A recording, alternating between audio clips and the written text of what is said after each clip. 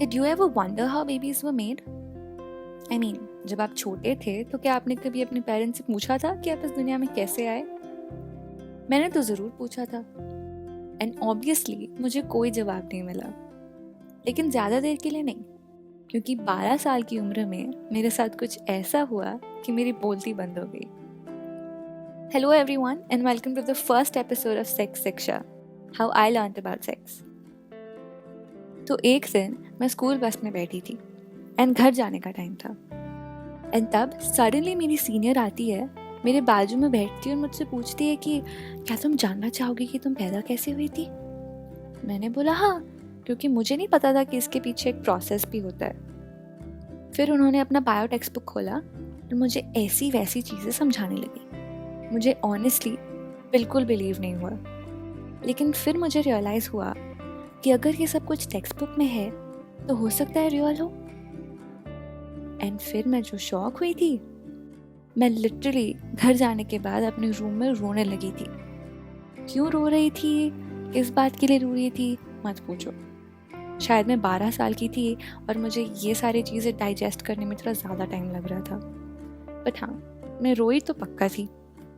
But anyway, उसके बाद I went ahead and searched about it, but सारे research के बाद मुझे कुछ समझ नहीं आया। बस इतना समझ आया कि इंसान एक दूसरे के सामने बिना कपड़ों के रह सकते हैं। मुझे फिर ऑब्वियसली किसी से बात करनी थी, किसी से शेयर करना था, और वो मेरे पेरेंट्स तो हो नहीं सकते थे, क्योंकि इंटरनेट और उस बायो टेक्स्ट बुक में जितने भी डायग्राम्स मैंने देखे थे बहुत अजीब थे। तो अगले दिन मैं जैसे ही स्कूल पहुंची, ये सारी बातें मैंने अपने फ्रेंड से शेयर कर दिया एंड ट्रस्ट मी, वो मुझसे भी ज़्यादा शॉक थे। मेरी तो एक दोस्त को बिलीव भी नहीं हो रहा था कि ये सब कुछ करना पड़ता है। उसने तो प्रॉमिस कर लिया था कि इसके बाद वो बच्चों के बारे में सोचेगी भी नहीं।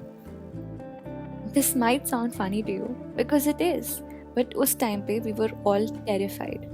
एंड उससे भी ज़्यादा फनी चीज़ ये थी कि ये सारे प्रोसेस के बारे में जानने के बाद हमें ये भी नहीं पता था कि इस प्रोसेस का नाम है या फिर इस प्रोसेस को सेक्स कहते हैं। But anyway, with time I was able to, sort of understand this process. And I don't know if you've experienced this, but school में भी teachers ये topics avoid करते थे.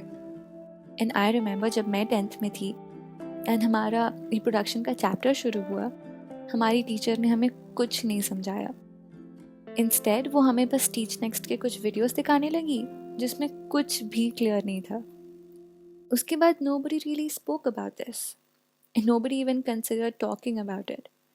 And because हम teenagers थे, we started having these conversations among ourselves. And that is what happens. And all of these things that are not talked about fascinate teenagers. And we end up digging about these things more than we should. Teenagers start watching porn videos, masturbating at a very young age. Not that it's wrong, but it is when it is done at a very young age. And when all of this happens, nobody tries to understand कि ये क्यों हो रहा है। बस label लग जाता है कि he is a teenager or she is a teenager and maybe that's why they're wanting to know about sex. No, that is not true. And I'm telling you, अगर schools start promoting sex education, then none of this is going to be a problem. लड़कियाँ are going to be able to buy sanitary napkins without a newspaper wrapper. And children wouldn't have the urge to watch porn videos. या फिर sexual और patriarchal jokes नहीं बनते। And yes, they are not funny. बच्चों को consent, responsibility and respect के बारे में नॉलेज होता। They start respecting each and every gender. And sex और सेक्स से रिलेटेड डिस्कशंस को लोग इनअप्रोप्रिएट नहीं कहते।